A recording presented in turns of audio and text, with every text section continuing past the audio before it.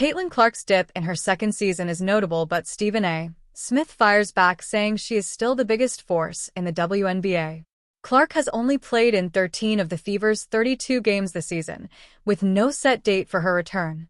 With 12 regular season games left for the Indiana Fever, the squad must notch at least 6 wins thanks to the expanded 44-game schedule from the 40 played in 2023 and 2024, to beat last year's .500 mark of 20-20, their highest win total since 2016 and first playoff appearance in 7 years.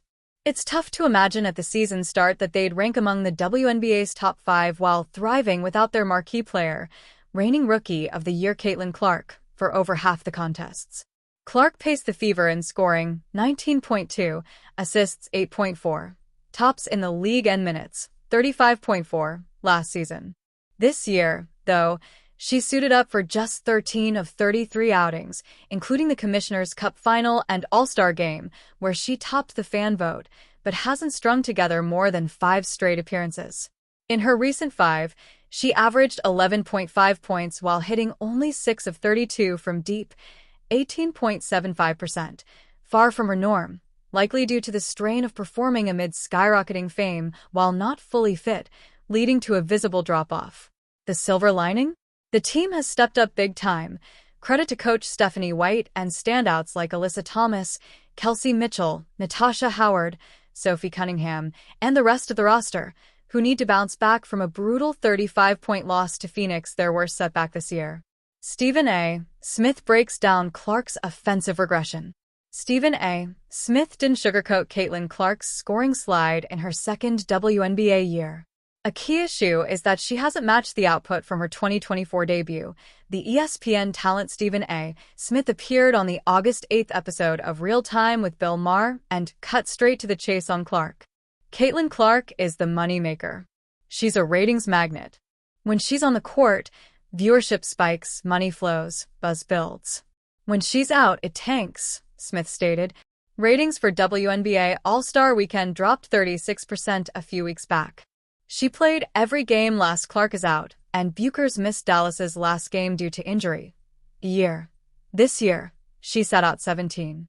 Everything she does in women's hoops turns to success. She's really talented. Maher pressed if she's the top talent league-wide, and Smith replied, "No, not the absolute best.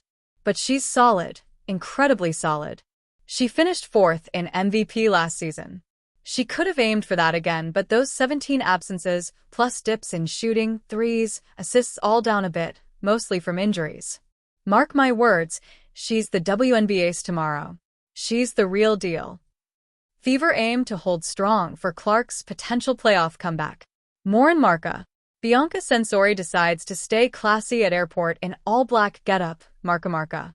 Caitlin Clark's reaction to her Indiana Pacers best friend Tyrese Halliburton's engagement to Jade Jones, Marca.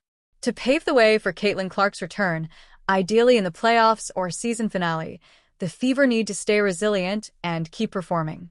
If she returns strong and the team continues to play well, they'll be tough to beat. Today could have been a blockbuster clash between the Chicago Sky's Angel Reese and Clark's Fever. However, both are sidelined with injuries. The Sky are hunting their first win over Indiana in 4 tries this season. Meanwhile, the Fever are looking to avoid a 3rd straight loss after riding a 5-game hot streak earlier this week. Then, on Tuesday the 12th, Paige Buchers and the Wings will head to Indiana for what would have been another headline-grabbing matchup, but